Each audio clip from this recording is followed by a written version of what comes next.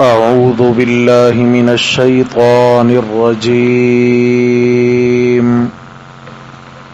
بسم الله الرحمن الرحيم.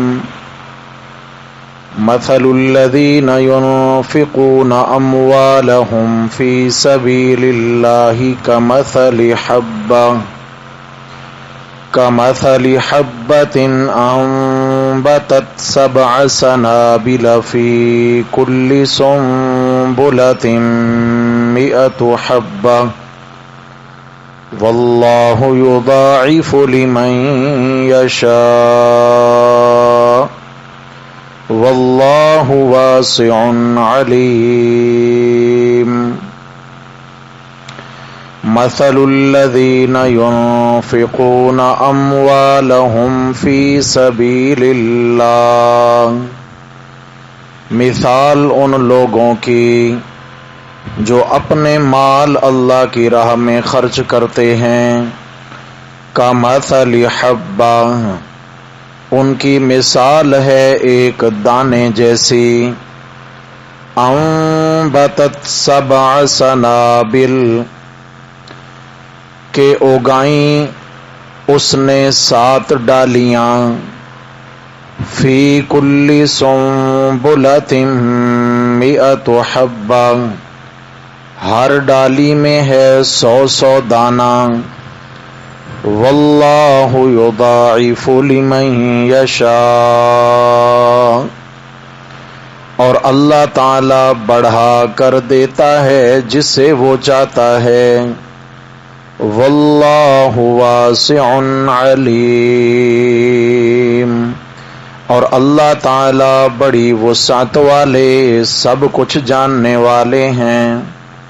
صدق اللہ، ومن اصدق من اللہ قیلا۔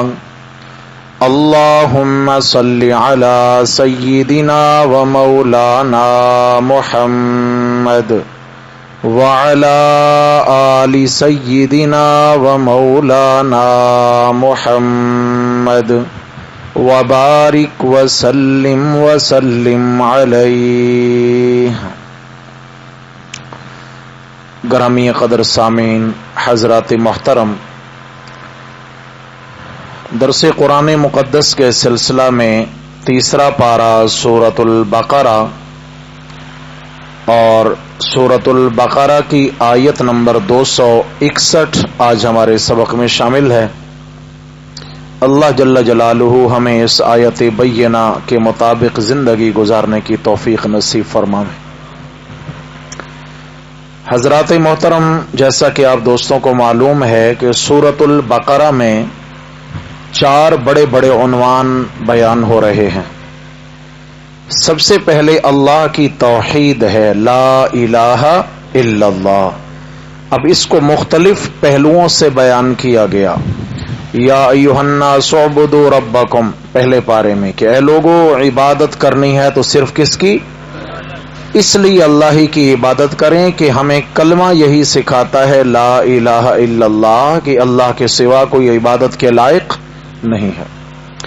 پھر دوسرے پارے میں آئے تو فرمایا وَإِلَٰهُكُمْ إِلَٰهٌ وَاحِدٌ، تمہارا معبود تو بس ایک ہی معبود ہے، اس لیے عبادت اللہ کے سوا کسی اور کی کرنے کی اجازت نہیں ہے۔ یہاں عبادت سے مراد مالی عبادت ہے، نظر و نیاز، منت منوتی، چڑھاوا، یہ صرف اللہ ہی کے نام کا ہوگا۔ تیسرے پارے میں چلے تو آیت الکرسی نے تو بالکل بات ہی کھول کے رکھ دی، اللہ لا الہ الا هو الحی القیوم۔ یہاں بھی اللہ رب العزت کی وحدانیت کا اعادہ کیا گیا ہے۔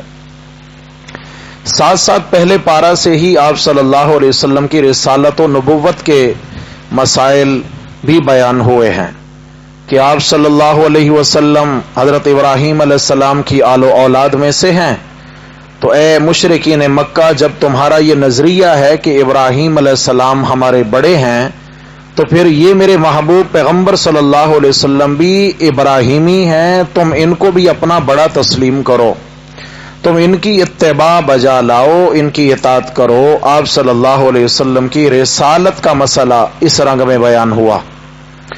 ابراہیم علیہ السلام نے بیت اللہ کی تعمیر فرماتے ہوئے آپ علیہ السلام کو دعاؤں میں مانگا تھا، ربنا وبعث فیہم رسولا منہم، اے میرے اللہ آپ ان کے اندر انہی میں کا ایک پیغمبر مبعوث فرما دیں جو ان کو تیری آیات پڑھ پڑھ سنائے، ان کو قرآن سکھائے، ان کو سنت سکھائے، یزکیہم، ان کو شرک و کفر سے پاک کرے۔ گویا کہ اشارہ تھا اے میرے اللہ میں بیت اللہ کی تعمیر کرتے ہوئے آپ سے بعثت محمد الرسول اللہ صلی اللہ علیہ وسلم کی دعا کرنے لگا ہوں۔ اشارہ یہ تھا اس بات میں کہ یا اللہ مسجد تو میں نے تعمیر کر دی، اس مسجد کو آباد کرنے والا ایک امام اور معلم آپ مبعوث فرما دیں۔ اور آپ صلی اللہ علیہ وسلم خود ارشاد فرمایا کرتے تھے، انما انا بعثت معلما، اللہ نے مجھے اپنی امت کا استاد بنا کر بھیجا ہے، معلم بنا کر بھیجا ہے۔ وَلِأُتِمَّ مَكَارِمَ الْأَخْلَاقِ، میں اخلاق عالیہ کی تعلیم دینے آیا ہوں اپنی امت کو۔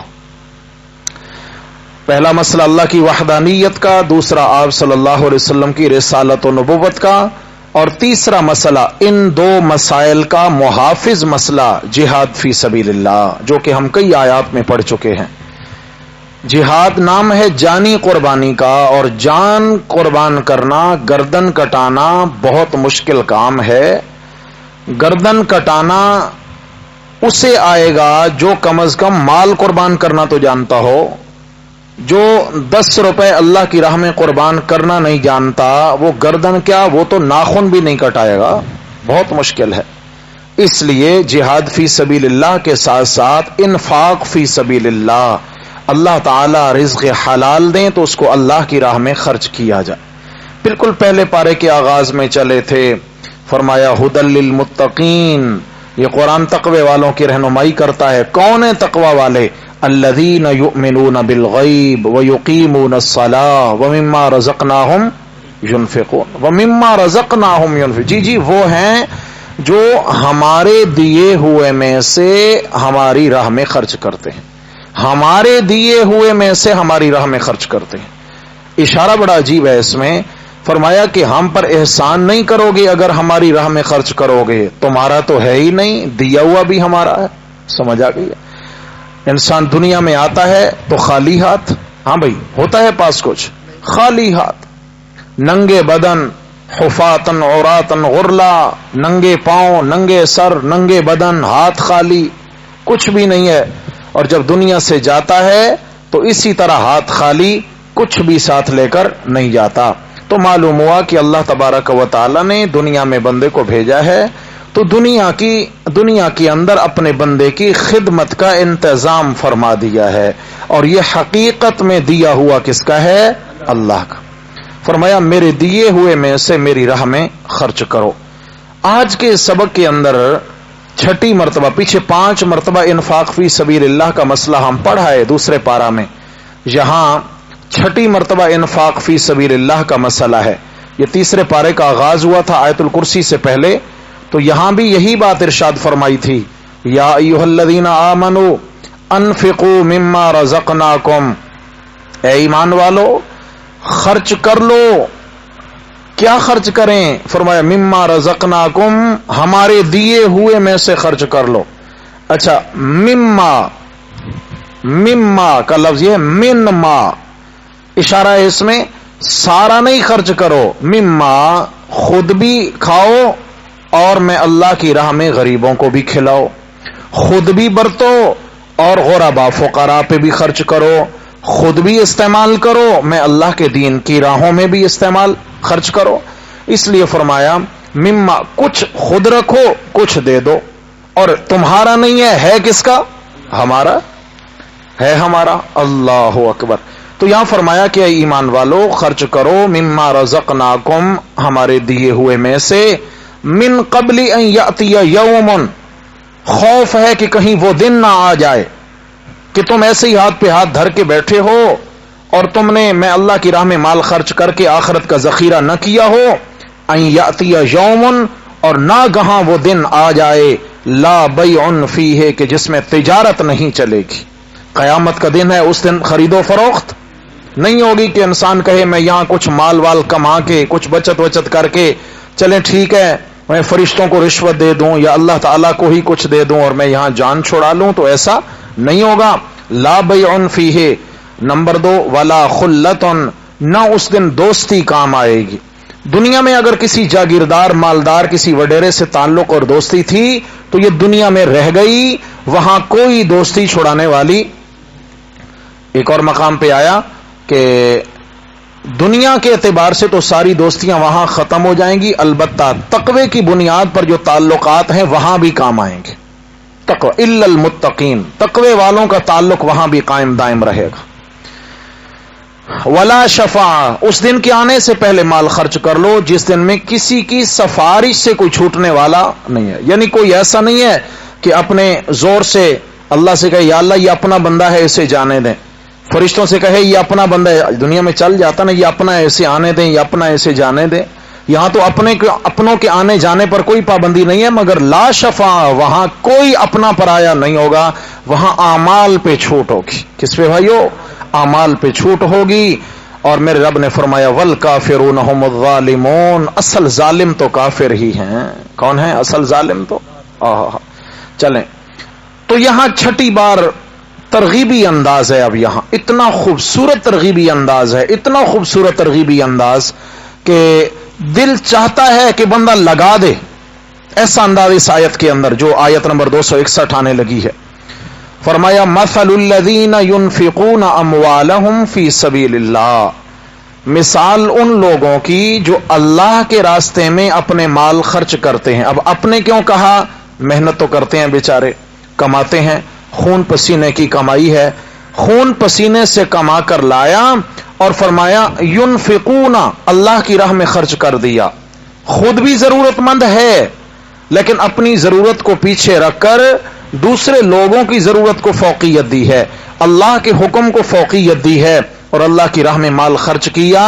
فرمایا اس کا اجر سنو, کمثل حبۃ, اس کی مثال ہے ایک دانہ والی. دانہ گندم کا دانہ ہے, باجرہ کا دانہ ہے, مکی کا دانہ ہے, ایک دانے والی مثال ہے اس کی کہ اس نے روپیہ ایک خرچ کیا, ادھر گویا کہ ایک دانہ ہے.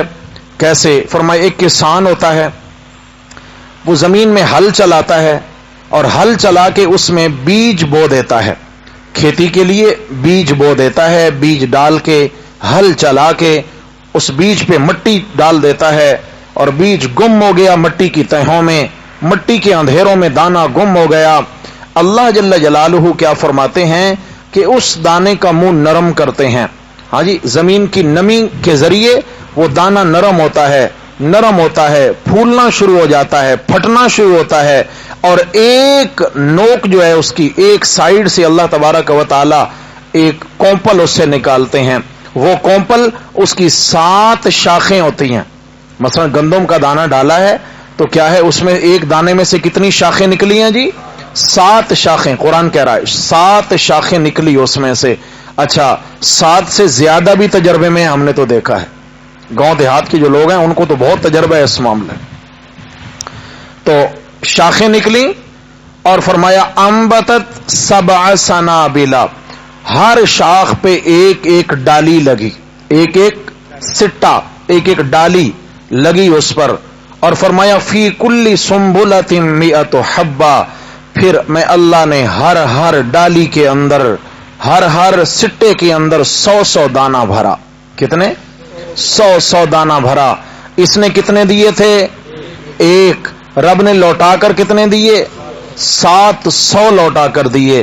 فرمایا 7 سٹے, ہر سٹے میں 100 دانہ ہم نے بھر کر دے دیا. لیکن فرمایا یہ کوئی قانون عام, یہ کوئی قانون خاص نہیں ہے, بلکہ سنو واللہ یضاعف لمن یشاء, میں اللہ تعالی چاہوں تو جس کو اور بھی بڑھا کر دے دوں. یہ کیا مطلب ہے؟ گندم کا دانہ جب زمین میں ڈالتے ہیں اور ہل چلا دیتے ہیں, پھر وہ اپنے مخصوص ایام میں اپنا رخ کرتا ہے زمین سے باہر. حیران کن بات ہے کہ یہ جو دانے کے پیٹ سے نرم و نازک کومپل نکل رہی ہے, کتنی نرم ہوتی ہے بھائی, یہ کومپل کتنی نرم ہوتی ہے، بالکل ریشم کی مانند ہوتی ہے، اور پتھر جیسی زمین کا سینہ چیر کے باہر نکل آتی ہے. پتھر جیسی زمین اس کا سینہ چیر کے باہر یہ کس نے نکالا ہے؟ اچھا، دانا الٹا گرا، سیدھا گرا، چت گرا، کروٹ کے بل گرا، کھڑا گرا، پڑا گرا، لیکن اس کی کومپل پھر بھی نکلے گی تو سیدھی اوپر کو آئے گی. کدھر آئے گی؟ اللہ اکبر. یہ کون ہے زمین کے اندھیروں کے اندر اپنی کن فیکون کی قدرتیں دکھانے والا؟ یہ کون ہے؟ کبھی ذرا سوچیں تو صحیح اس معاملے میں. وہ کتنا بے نیاز ہے، کتنی طاقتوں کا مالک ہے. اللہ انسان کی خوراک کے لیے کیسے انتظامات کرنے لگا ہے. فرمایا اس میں پھر یہ ڈالی جب یہ کومپل باہر نکلتی ہے نرم و نازک ہوتی ہے، یہ ایک ہوا کا تھپیڑا بھی برداشت نہ کرتی، لیکن اس کو اپنے تنے پر کس نے کھڑا کیا؟ اللہ نے کھڑا کیا. اور پھر اس کے اوپر اللہ تبارک و تعالی نے پھر ایک نہیں فرمایا، وہ 7 میں بدل جاتی ہیں. جڑ بنتے ہی 7 شاخیں اس کی نکل کے باہر آتی ہیں، اور ہر شاخ پہ ایک ایک سٹا لگ جاتا ہے، ایک ایک بالی لگ جاتی ہے. ہر بالی میں 100 دانہ میں اللہ بھر دیتا ہوں. یہ آیت زمانے طالب علمی تھا تو ترجمہ پڑھ رہے تھے ہم، تو یہی آیت آئی. بڑا عجیب لگا کہ ایک سٹے میں 100 دانہ، بڑی عجیب بات ہے. چھٹیاں ہو گئیں، گھر آئے تو قدرتی ان دنوں میں سردی کے دن چل رہے تھے اور باجرے کی فصل بالکل تیار تھی. باجرہ سمجھتے ہیں؟ باجرے کی فصل بالکل تیار تھی ہماری اپنی زمین میں. تو دوپہر کے وقت میں نکلا اور کھیت میں چلا گیا. یہ تو میں نے خود تجربہ کیا.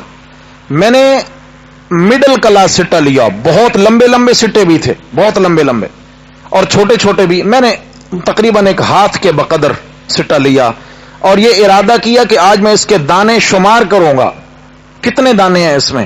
آ کے میں بیٹھ گیا، گنتے گنتے گنتے گنتے بمشکل کوئی 1.5 انچ کے بقدر وہ سٹا خالی ہوا. 3900 دانے ہو گئے. کتنے ہو گئے بھائی؟ 3900 دانے ہو گئے. ابھی کوئی 1.5 انچ تقریباً وہ سٹا خالی ہوا ہوگا، اتنے دانے. یعنی میں نے تھک کر کے چھوڑ دیا کہ یہ میرے بس کی بات نہیں ہے. واللہ یضاعف لمن یشاء. اللہ تعالیٰ جس کو چاہتے ہیں اور بڑھا کر دیتے ہیں، اور بڑھا کر دیتے ہیں. فرمائیے 100 کا کوئی قانون ایسا نہیں ہے کہ بس اسی پہ ہی سب کچھ کار بند ہے. فرمائے اس سے بھی زیادہ میں اللہ چاہوں تو.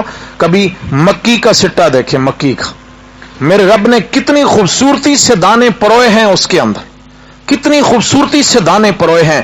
اور پھر ایسے ننگے دانے نہیں چھوڑ دیے، ان کے اوپر میرے رب نے کس طرح بالوں کا جال رکھا ہے. ہاں جی، جال ہوتا ہے، مکی کے سٹے کے بال ہوتے ہیں، وہ اس کے اوپر جال بن جاتے ہیں. پھر اس کے اوپر اللہ تعالیٰ اس کے پتے کا کور چڑھا دیتے ہیں. کور چڑھ گیا اس کے اوپر، اور اوپر سے بالکل اس کو لپیٹ کے بند کر دیا. کسی نے ہاتھ سے نہیں لپیٹا، یہ اللہ نے اپنی قدرت سے اس کو لپیٹا ہے. کبھی تجربہ تو کریں، کبھی غور کیا کریں اللہ کی تخلیق میں، میرا رب کیسا ہے. اللہ کی قدرتیں سمجھ میں آئیں گی انشاءاللہ. اللہ اکبر، اللہ اکبر. بہت ساری چیزیں ہوتی ہیں. انار کو دیکھ لیں، ایک انار کا دانہ ہے، اس کو کاٹیں، اس میں دیکھیں میرے رب نے اس کے اندر سفید سفید پردے کس طرح جگہ جگہ رکھ دیے ہیں، پردے رکھ دیے، پارٹیشن کر دیے، اور پھر کس خوبصورتی سے میرے رب نے ان کو پرویا ہے. اور پھر اس کے اندر اللہ تعالیٰ نے باریک رگوں کا جال بچھا دیا ہے، جو ہر دانے کو ٹچ کرتی ہوئی رگیں جا رہی ہیں، پٹھے جا رہے ہیں، کہ وہ زمین سے آنے والا رس ایک ایک دانے سے ہو کر کے جا رہا ہے. اس کی جڑوں سے آنے والا رس ایک ایک دانے سے ہو کر کے جا رہا ہے. اس کی اللہ تعالیٰ اس کی نشو و نما فرما رہے ہیں. اللہ تعالیٰ نے اس کے اندر مٹھاس بھری ہے، اللہ نے اس میں ذائقہ بھرا ہے، اللہ نے اس میں سرخ رنگ بھی بھر دیا ہے. ارے مٹی سے درخت ہوگا تھا، اس کے پتے ہرے ہیں، لیکن اللہ تعالیٰ نے انار اوپر سے بھلے ہرا ہو یا سرخ، اندر اس کے دانے کیسے بنا دیے؟ ان کے اندر رس بھرا تو لال رنگ کا. میرے رب نے اس کے اندر کوئی چینی نہیں ملائی ہے، اپنی قدرت کی مٹھاس رکھی ہے اس کے اندر. اللہ اکبر، اللہ. ذرا غور تو کر.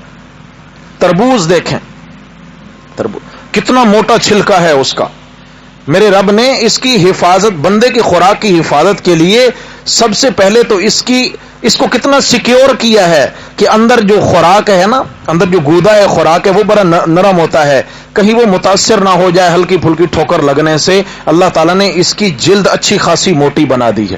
یہ چار دیواری کیسی ہے، کیسی چار دیواری، اور اس کے اندر جگہ جگہ میرے رب نے بیج رکھ دیے، جگہ جگہ بیج رکھ دیے، اور وہ بیج مخصوص پٹھوں اور رگوں کے ساتھ جڑے ہوئے ہیں، جڑے ہوئے۔ اللہ تعالیٰ نے اس کے اندر کیسے پانی کا ذخیرہ کیا، کیسے اللہ نے اس کے اندر لال رنگ بھرا ہے، ہاں بھائی، کیسے لال رنگ بھرے میرے رب نے اس کے اندر۔ باہر سے وہ سبز ہے، کالا ہے، کہیں پیلا ہے، کہیں کیسا ہے، لیکن اندر سے کیا ہوگا؟ لال، مٹھاس ایک جیسی ہے۔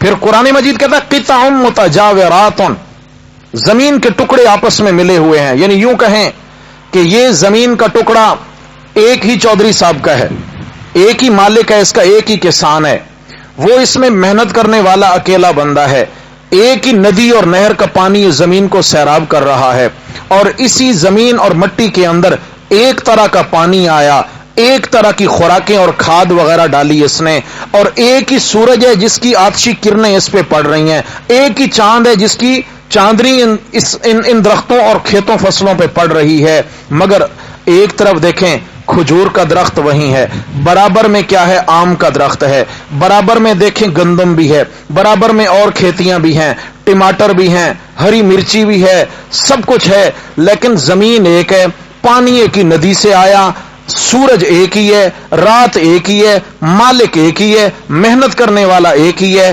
لیکن میرے رب نے جو مٹھاس کھجور میں رکھی ہے وہ انداز اللہ تعالیٰ نے گندم میں نہیں رکھا۔ جو دانا اس کی حیت الگ، گندم کے دانے کی حیت الگ ہے، ٹماٹر کی حیت الگ ہے، اور مرچی کی حیت الگ ہے۔ اللہ تعالیٰ نے ایک ہی زمین کے اندر یہ کنو ہے، یہ آم ہے، یہ کیلا ہے، ایک کا رنگ دوسرے کی جانب نہیں جانے دیا، اس کا ذائقہ اس میں نہیں آنے دیا، اس کی جسامت اس میں نہیں جانے دی ہے، رنگ جدا، ذائقے جدا، مٹھاس جدا، کھٹاس جدا، حیت جدا، یہ سب کچھ کرنے والا کون ہے؟ کیا وہ شریکوں کے لائق ہو سکتا ہے؟ کوئی ہے ایسا جو اس جیسا کارنامہ سر انجام دکھائے؟ میرے بھائیو، یہ میرا تیرا رب ہے۔ کون ہے؟ یہ رب ہے جو میری آپ کی ضرورتیں پوری کرنے کے لیے اتنے انتظامات کر رہا ہے، جو اتنے انتظامات کرے اور کہے جو میں نے اب تمہیں دیا ہے اس میں سے تھوڑا مجھے بھی دے دو۔ ہاں بھائی، کیا کہتا ہے؟ تھوڑا میرے نام پر دے دو۔ کیا مطلب؟ مجھے دے دو۔ اللہ کو تو بھوک پیاس نہیں لگتی، اللہ تعالیٰ کہنا چاہتے ہیں میرے غریب بندوں پہ خرچ کر دو، میرے دین کی فلاح کے لیے خرچ کرو، میرے دین کے فروغ کے لیے خرچ کر دو، تو میں اللہ تعالیٰ تمہارا حق رکھ نہیں لوں گا، 1 روپیہ دو گے 700 لوٹا کر دوں گا۔ کتنا؟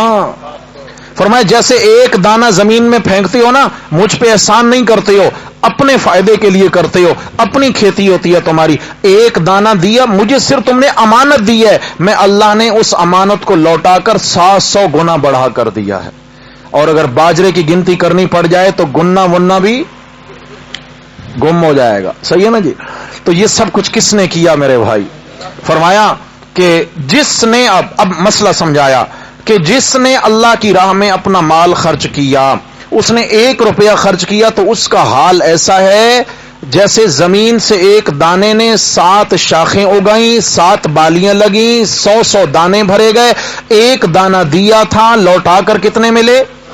فرمایا ایسے ہی جس نے میں اللہ کی رضا کے لیے 1 روپیہ خرچ کیا، میں اللہ 700 روپیہ خرچ کرنے کا ثواب لکھواؤں گا۔ کہ اس نے کتنے لگائے ہیں؟ 700 لگائے ہیں۔ کتنا مہربان ہے بھائی، کتنا لحاظ رکھتا ہے بندے کا۔ حدیث شریف میں آیا نا، اتقوا النار ولو بشق تمرہ، او کما قال النبی صلی اللہ علیہ وسلم، فرمایا اپنے آپ کو جہنم کی آگ سے بچا لو، بھلے تمہیں کھجور کے دانے کا ایک حصہ ہی دے کر کیوں نہ بچنا پڑے۔ کھجور کا دانہ سالم نہیں، ایک پورا دانہ نہیں۔ دانہ کتنا ہوتا ہے کھجور کا؟ ایک دانہ جو افطاری کے لیے اٹھا کے منہ میں رکھ لیا، ایک دانہ کھجور کا نہیں۔ فرمایا تم بھی ضرورت مند ہو، ایک ضرورت مند دیکھا تم نے کہا یار چلیں یہ اللہ کے لیے دے دیتا ہوں، اس کو آپ نے بیچ سے 2 ٹکڑے کرا، ایک اپنے منہ میں رکھا ایک اللہ کے لیے کسی کے منہ میں رکھ دیا، اس کا پیٹ تو نہیں بھرے گا، صرف مٹھاس محسوس ہو جائے گی، میری مخلوق کا منہ میٹھا ہو جائے گا، میں اللہ تعالی کی ذات تم سے راضی ہو جائے گی۔ ولو فرمایا جہنم کی آگ سے نجات مل جائے گی۔ کتنا بڑا فیصلہ، جہنم کی آگ سے نجات مل جائے گی۔ اللہ اکبر، اللہ اکبر۔ حدیث شریف میں آیا ہے، نبی کریم صلی اللہ علیہ وسلم نے فرمایا، مسند احمد کی روایت ہے کہ ایک شخص جو نکیل والی اونٹنی اللہ کی راہ میں دیتا ہے، نکیل والی اونٹنی مطلب جوان اونٹنی ہے، اور عرب میں تو یہ سب سے پسندیدہ اور زیادہ پیارے جانور سمجھے جاتے تھے اونٹ اونٹنیاں، کیونکہ لوگوں کا یہی شیوا تھا اونٹ اونٹنیاں پالنا، انہی پہ سواری کرنا اس معاشرے میں، آج بھی عرب میں بہت ہے۔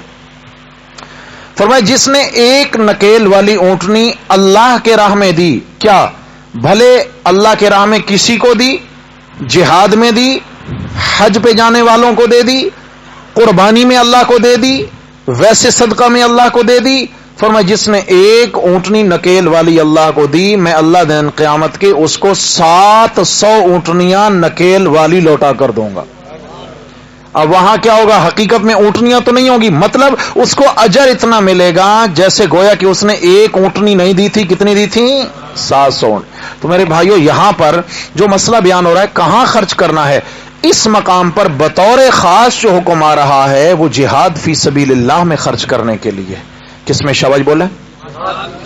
لیکن اللہ کی راہ میں خرچ کرنا صرف جہاد فی سبیل اللہ میں بند نہیں ہے، سمجھ آ گئی ہے؟ دین کے فروغ کے لیے کہیں بھی خرچ کریں گے، دین کے فروغ کے لیے تو انشاءاللہ جہاد کے برابر اجر ملے گا۔ البتہ جہاد چونکہ دین اسلام کا محافظ مسئلہ ہے، اس لیے اس کو فروغ دینا مسلمانوں کے لیے ضروری ہے۔ جتنا یہ اہم مسئلہ تھا اتنا ہی آج بیچارہ یہ مظلوم مسئلہ ہے۔ ہاں بھائی، جہاد کا مسئلہ کیا ہے؟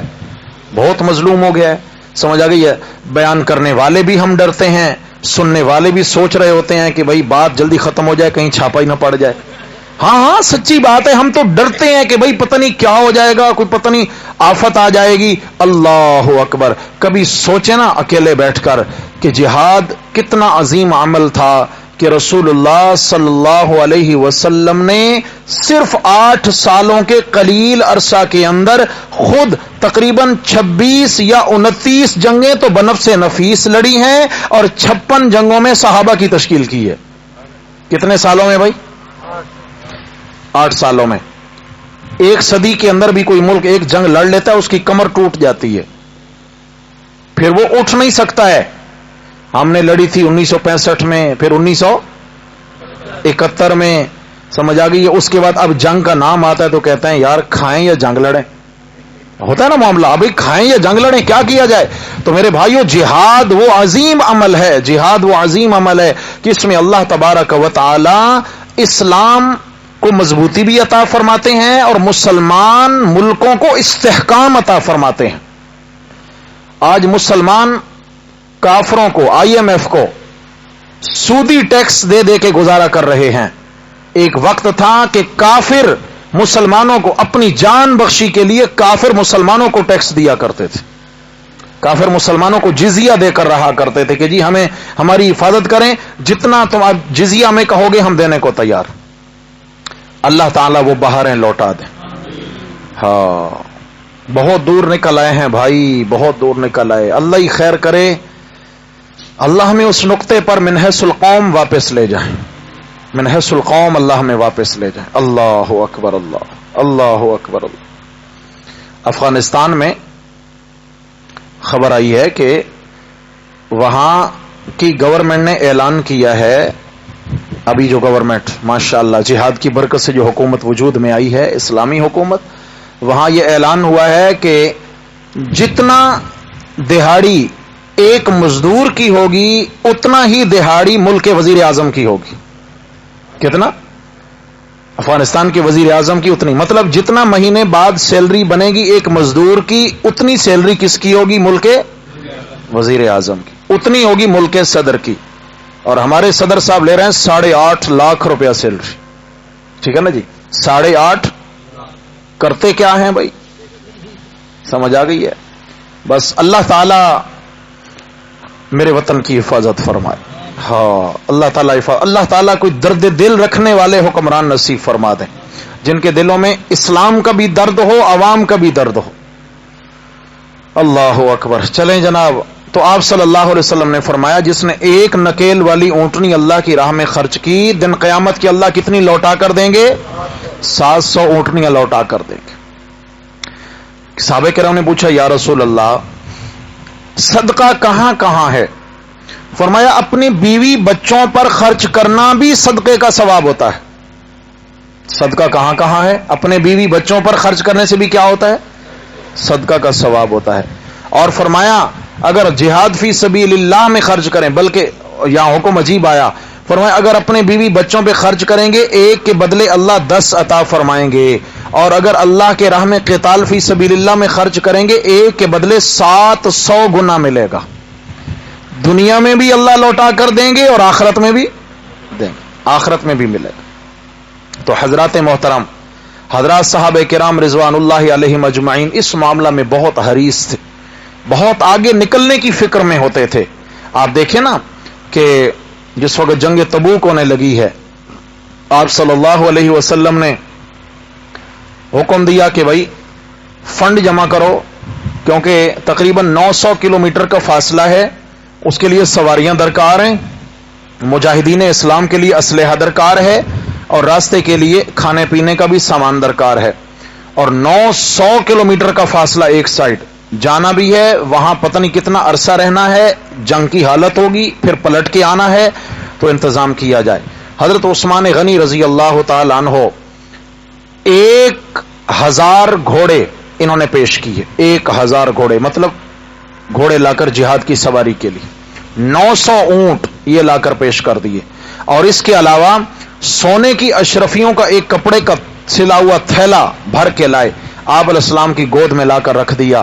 آپ صلی اللہ علیہ وسلم اشرفیاں نکال کے ہاتھ پہ الٹ پلٹ کر رہے تھے، حضرت عثمان کو دعائیں دے رہے تھے، دعائیں دے۔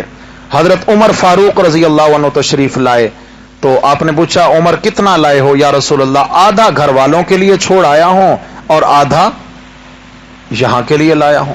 ٹھیک ہے۔ حضرت ابوبکر صدیق رضی اللہ عنہ تشریف لائے، ابوبکر کتنا لائے ہو یا رسول اللہ؟ گھر میں اللہ اور اس کے رسول کا نام ہی چھوڑ آیا ہوں، کچھ نہیں چھوڑا گھر میں، کچھ نہیں چھوڑا۔ گھر والوں نے بتایا کہ ایک سوئی جس سے کپڑا سلائی کرتے ہیں، سوئی وہ کہیں دیوار میں اٹکا دی تھی اور اس کو ڈھونڈنے میں کافی وقت لگ گیا، ہاتھ پھیرتے رہے کہ وہ سوئی بھی پیچھے باقی نہ رہ جائے، اس کو بھی میں جو ہے نا جہاد کے فنڈ کے اندر دے دوں۔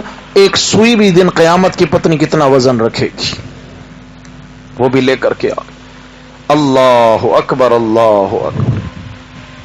آپ روایت میں آتا ہے کہ حضرت صدیق اکبر رضی اللہ تعالیٰ عنہ نے جب دیکھا، روایت میں کلام ہے سند میں، لیکن اکثر علماء نے اس کو نقل کیا ہے محدثین نے، کہ میرا لباس جو ہے نا وہ اچھا لباس ہے، تو بازار تشریف لے گئے اور ایسے پہنے ہوئے لباس کا سودا کرنے لگے کہ بھائی کوئی میرا یہ لباس لے لے، خرید لے مجھ سے۔ کیوں بھائی لباس کیوں بیچتے ہو؟ کیا کرو گے؟ کہ کچھ پیسوں سے میں ٹاٹ کا لباس خرید کے اپنا ستر ڈھانپ لوں گا، باقی اس میں سے جو پیسے بچیں گے وہ بھی اللہ کی راہ میں دے دوں گا۔ میرے بھائی یہ کہنے کو بہت آسان ہے، کرنے کو ہاں کہنے، آج تو ہمارے پاس تو 20 سوٹ ہیں اور پھر بھی جو ہے نا پیٹ نہیں بھرتا ہمارا کہ بھائی ہماری ضرورت بہت چھوٹی ہوتی ہے، ضرورت تو بہت چھوٹی سی چیز کا نام ہے، یہ خواہشات ہیں جو پورا ہونے کا نام نہیں لے رہے، یہ سب خواہشات ہیں۔ ضرورتیں چھوٹی چھوٹی ہیں، اللہ خواہشات سے محفوظ فرمائے۔ حضرت صدیق اکبر رضی اللہ تعالیٰ عنہ نے ٹاٹ کا لباس لیا اور بٹن نہیں ہے کیکر کے لمبے لمبے کانٹے ہوتے ہیں، وہ لے کر کے ان کو پرو دیا اور ان کے ذریعے بٹن کا کام لے رہے ہیں۔ آ کر بیٹھ گئے، حضرت جبریل امین تشریف لے آئے اور آ کر عرض کرتے ہیں یا رسول اللہ سب سے پہلے تو ابو بکر صدیق سے کہو کہ تمہیں اللہ نے سلام کہا ہے۔ آہا کیا کہنے ان ہستیوں کے، کیا کہنے ان ہستیوں کے۔ آج علاقے کے ایم کا سلام آ جائے تو ہم 100 لوگوں کو جب تک بتائیں نہیں تب تک صبر نہیں آتا، اور فرشتوں کا سلام نہیں آیا، رب ذوالجلال والاکرام کا سلام آیا ہے۔ اور سلام کا معنی سلامتی ہوتی ہے، آباد رہو، شاد رہو، سلامت رہو۔ جب سلامت رکھنے والا کہے سلامت رہو تو سلامتی کے کیا کہنے میرے بھائی، وہ کیسی سلامتی ہوگی۔ دوسری بات، حضرت ابوبکر صدیق کو جب بتایا تو صدیق اکبر زاروں کا تار رونے لگے، یا رسول اللہ، اللہ تعالیٰ نے میرا نام لے کر سلام بھیجا ہے۔ فرمایا ہاں، آپ کا نام لے کر سلام۔ اور دوسری بات، اللہ تعالیٰ نے یہ پوچھا ہے، گو کہ دل کے حال جانتے ہیں، ابو بکر سے کہو جس حال میں ہم نے تمہیں پہنچا دیا، کیا اس حال میں ہم سے راضی ہو؟ بسا اوقات کیا ہوتا ہے جی، ٹھیک ہے کر تو دیا لیکن دل بڑا دکھی ہے، ہاں جی، دل دکھی ہوتا ہے، بھائی کر تو دیا لیکن دل پہ بوجھ ہے۔ ابو بکر آپ نے اتنا قربانی دے دیا، کیا ہم سے راضی ہو کہ ہم نے اس حال تک آپ کو پہنچا دیا کہ ایک زمانہ تھا کہ مکہ میں آپ کی ریشمی کپڑے کی دکانیں ہوا کرتی تھیں؟ کیا راضی ہو؟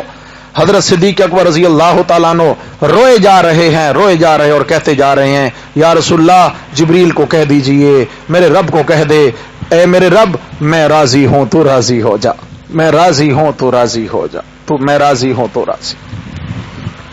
پھر میرا رب کیسے راضی ہوا؟ رضی اللہ عنہم ورضوا، صحابہ سے کیسے راضی ہوئے، اور پھر ایسے راضی ہوئے کہ نبی مکرم صلی اللہ علیہ وسلم ایک دن عصر کے بعد نماز پڑھائی تو فرمایا کہ حضرت علی اور ان کے گھر والے بیمار ہیں، میرا جی چاہتا ہے میں عیادت کو چلوں۔ مسجد کی جو قریبی بالکل گھر تھا۔ حضرت صدیق اکبر نے کہا یا رسول اللہ ہم بھی چلتے ہیں۔ عمر کہتے ہیں یا رسول اللہ ہم نے بھی چلنا ہے، یہ تو دونوں میرے نبی کے وزیر تھے، ساتھ ساتھ ہوا کرتے تھے۔ آپ صلی اللہ علیہ وسلم چل پڑے، ایک ہاتھ حضرت صدیق اکبر کے کندھے پر ہے، دوسرا ہاتھ حضرت عمر فاروق رضی اللہ عنہ کے کاندھے پر ہے، اور جیسے کوئی تین یار بڑی راز و نیاز کی باتیں کرتے ہوئے جا رہے۔ لازمی بات ہے جب یوں آپ علیہ الصلوۃ والسلام نے یوں باہوں میں لیا ہوا ہو تو کیا انداز ہوگا۔ چلے جا رہے ہیں۔ حضرت علی رضی اللہ تعالیٰ عنہ اسی اسنا گھر سے باہر نکلنے لگے، نظر پڑی تو رک گئے اور دیکھ کر مسکرانے لگے، کیسا انداز ہے۔ آپ علیہ الصلوۃ والسلام نے دیکھا تو آپ بھی مسکرائے، فرمایا علی ہماری اس حیت پہ مسکرا رہے ہو؟ ہم یا رسول اللہ واقعی کیا ہی اچھا منظر ہے، کیا ہی خوبصورت منظر ہے۔ آپ علیہ السلام نے فرمایا ہاکذا نبعث یوم القیامہ، جس طرح آج میں اپنے دونوں یاروں کے کندھوں پہ ہاتھ رکھ کے چل رہا ہوں، ہم قبروں سے اٹھیں گے، میرا ایک ہاتھ ابو بکر کے کندھے پہ ہوگا، ایک عمر کے کندھے پہ۔ ہاکذا نبعث یوم، اللہ تعالیٰ نے کیسے میرے نبی کے پہلو میں سلا دیا۔ اور ایک حدیث یاد آ گئی ہے، سناتا چلوں۔ آپ صلی اللہ علیہ وسلم کا فرمان ہے کہ انسان کی مٹی اللہ نے زمین سے لی ہے بنانے کے لیے، کسی کی کہاں سے، کسی اس چن کر کہیں سے، تو جس جگہ سے اللہ نے اس کی مٹی اٹھائی ہے اس کا بدن بنانے کے لیے، اس کی قبر وہیں بنے گی۔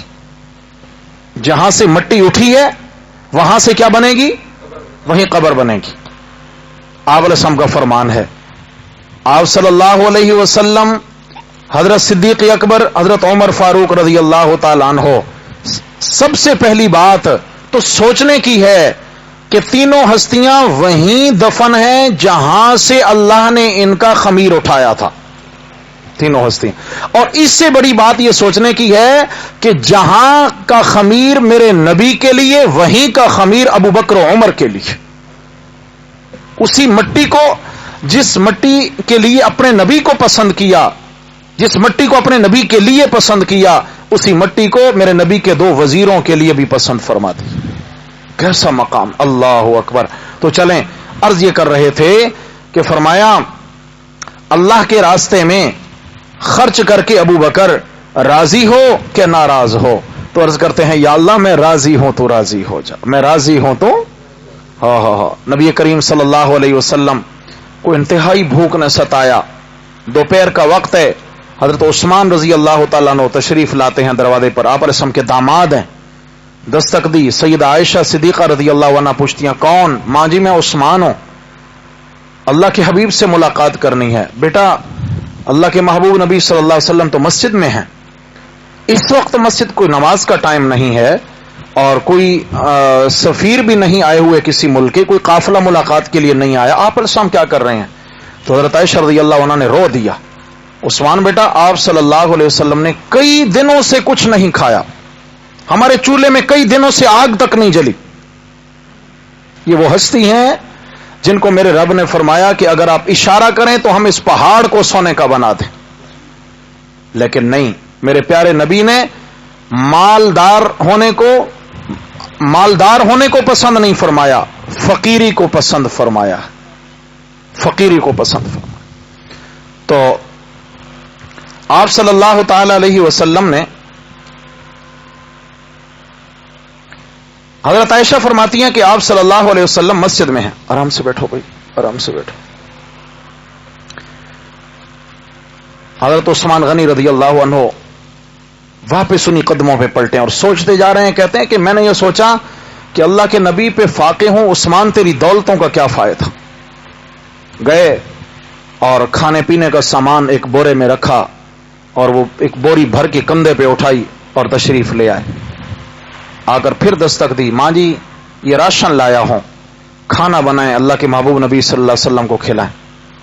حضرت عائشہ رضی اللہ تعالی عنہا فرماتی ہیں کہ میں کچن میں چلی گئی، کھانا بنا رہی تھی کہ اچانک آپ علیہ السلام تشریف لے آئے. آپ علیہ الصلوۃ والسلام فرماتے ہیں عائشہ کچن میں کیا کر رہی ہو؟ اچھا بات تو بڑی عجیب تھی، کئی دنوں سے کچن میں آگ تک نہیں جلی، چولہے میں آگ نہیں جلی، اور ایک دم کچن میں دوپہر کے وقت کیا کر رہی ہو؟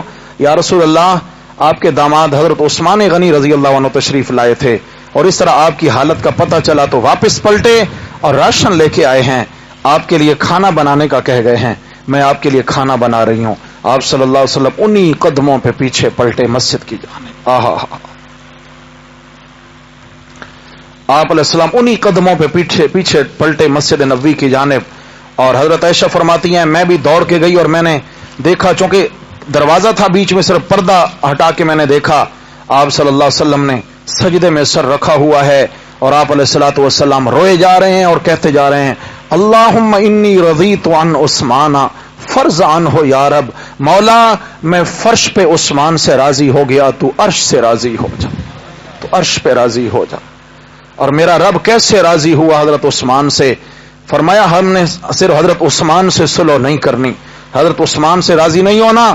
بیعت رضوان کے موقع پر 1400 صحابہ نے جب حضرت عثمان کے خون کا بدلہ لینے کے لیے میرے نبی کے ہاتھ پر بیعت کر دی تھی تو میرے رب نے فرمایا لقد رضی اللہ عن المؤمنین اذ یبایعونک تحت الشجرہ، میں اللہ ان 1400 صحابہ سے راضی ہو گیا جنہوں نے درخت تلے حضرت عثمان کا بدلہ لینے کے لیے میرے نبی کے ہاتھ پر بیعت کی تھی. اشارہ ہو گیا حضرت عثمان سے کیا راضی ہونا، جو عثمان کے حق میں بیعت کرے گا میں اس سے بھی راضی ہو جاؤں گا، میں اس سے بھی کیا ہو جاؤں گا.